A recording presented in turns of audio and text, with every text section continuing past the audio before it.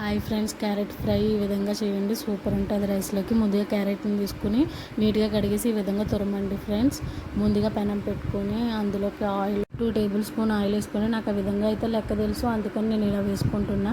ముందుగా ఆయిల్ వేడెక్కిన తర్వాత పోపులు 1 స్పూన్ వేయండి, హాఫ్ స్పూన్ జీలకర్ర వేయండి, ఎండుమిర్చి మూడు వేయండి ఫ్రెండ్స్.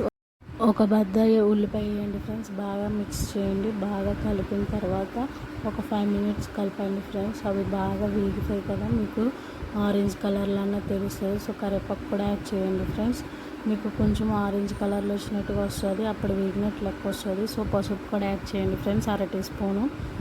బాగా కలపండి. 1/2 టీ స్పూన్ పొద్దుగా తురుముకున్న క్యారెట్ని తీసి ఇందులో వేయండి ఫ్రెండ్స్. బాగా వేగిన తర్వాత బాగా కలపండి ఫ్రెండ్స్, పట్టేటట్టుగా కలపండి. మీరు బాగా కలిపితేనే టేస్ట్ అన్నది వస్తుంది, ఎందుకంటే దానికి పట్టాలి కదా ఆయిల్ పోపులు. చూడండి ఫ్రెండ్స్, ఈ విధంగా కలిపిన తర్వాత మూత పెట్టుకోండి ఫ్రెండ్స్. 20 మినిట్స్ మూత పెట్టి తీయండి ఫ్రెండ్స్. చాలామంది ఏం చేస్తారంటే చిన్న చిన్న ముక్కలు కోసి చేస్తారు. క్యారెట్ అనేది తినబుద్ధి కాదు, ఈ ఫ్రై అనుకో నీట్గా తినబుద్ధి అవుద్ది. మీరు 1 స్పూన్ సాల్ట్, 1/2 టీ స్పూన్ కారం, 1/2 టీ స్పూన్ జీలకర్ర పొడి వేసి బాగా కలపండి ఫ్రెండ్స్. మీరు ఈ విధంగా కలిపినట్టయితే మీకు టేస్ట్ అనేది మస్తు లెవెల్లో వస్తుంది.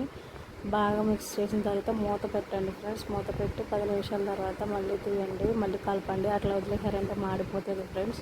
ఫ్రై అన్నది మీకు మాడిపోతుంది కాబట్టి మీకు తినడానికి చేత కాదు. సో ఈ విధంగా కలపండి ఫ్రెండ్స్. నాకైతే ఈ విధంగా వచ్చింది. కర్రీ అయితే అయిపోయింది.